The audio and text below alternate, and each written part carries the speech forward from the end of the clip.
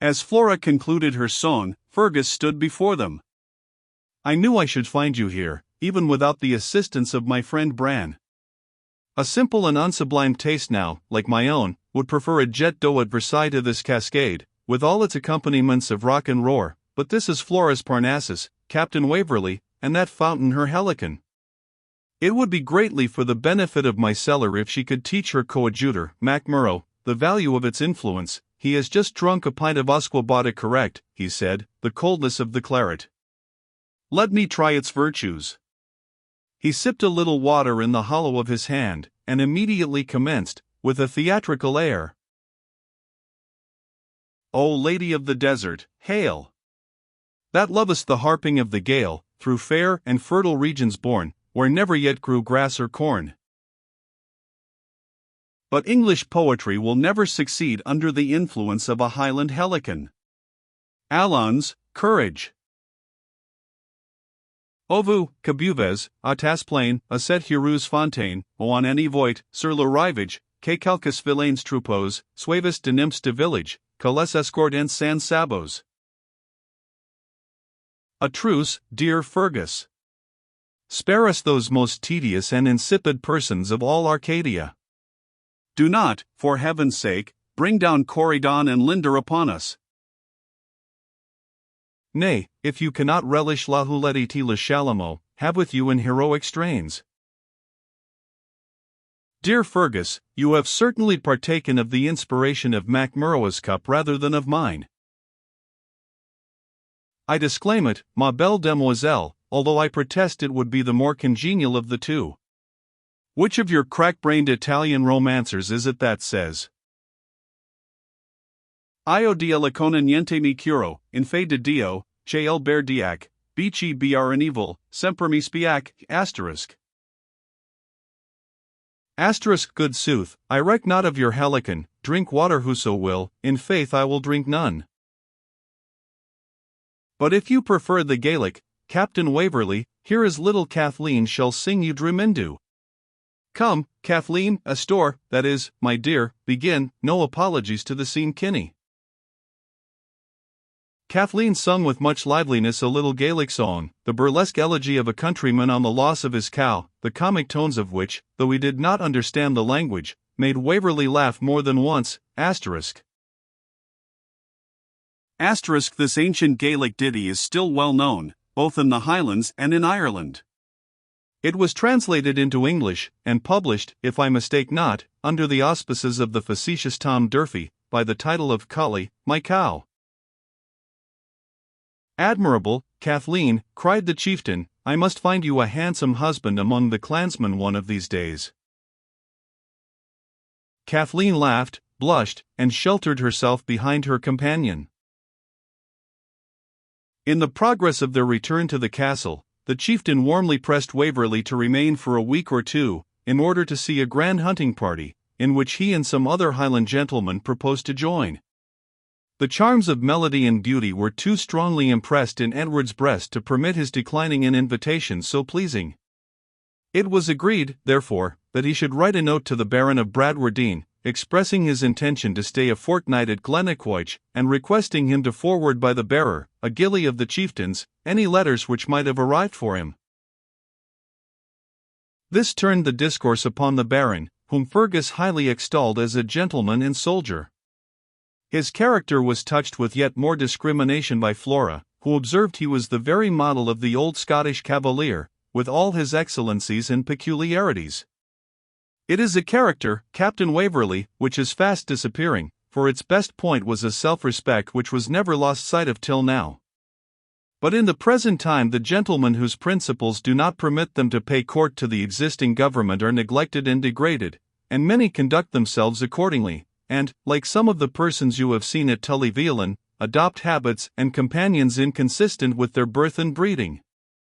The ruthless proscription of party seems to degrade the victims whom it brands, however unjustly.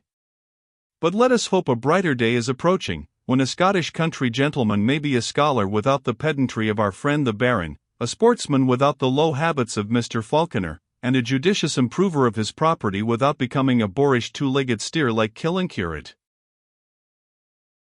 Thus did Flora prophesy a revolution, which time indeed has produced, but in a manner very different from what she had in her mind.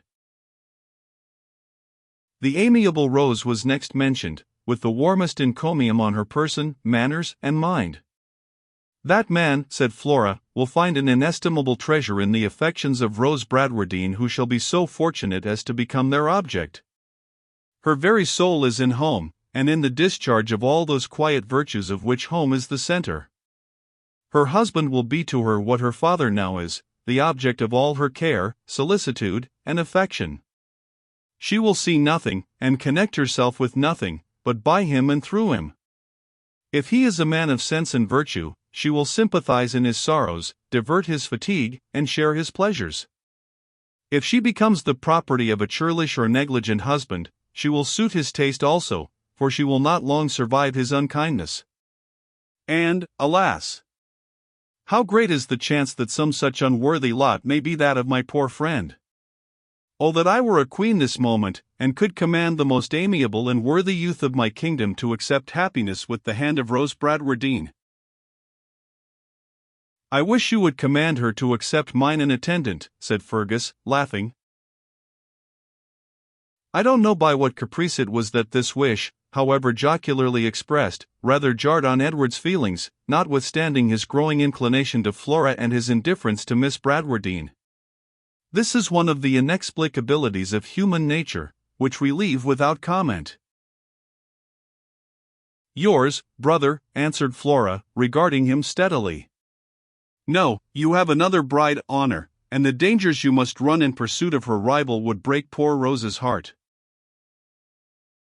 With this discourse they reached the castle, and Waverley soon prepared his dispatches for Tully Veolan.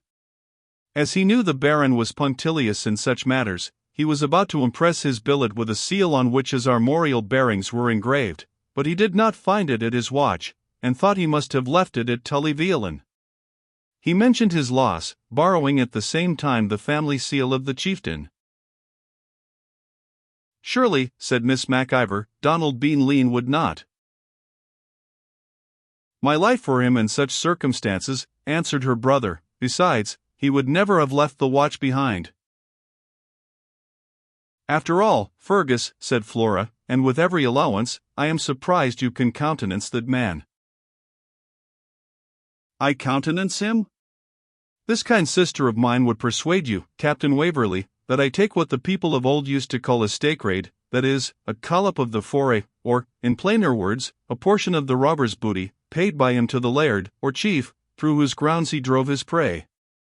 Oh, it is certain that, unless I can find some way to charm Flora's tongue, General Blakeney will send a sergeant's party from Stirling," this he said with haughty and emphatic irony, "to seize Vichy and Vor, as they nickname me, in his own castle." Now, Fergus, must not our guest be sensible that all this is folly and affectation? You have men enough to serve you without enlisting banditti, and your own honor is above taint. Why don't you send this Donald Beanlean, whom I hate for his smoothness and duplicity even more than for his rapine, out of your country at once? No cause should induce me to tolerate such a character." "No cause, Flora," said the chieftain significantly. "No cause, Fergus. Not even that which is nearest to my heart. Spare it the omen of such evil supporters."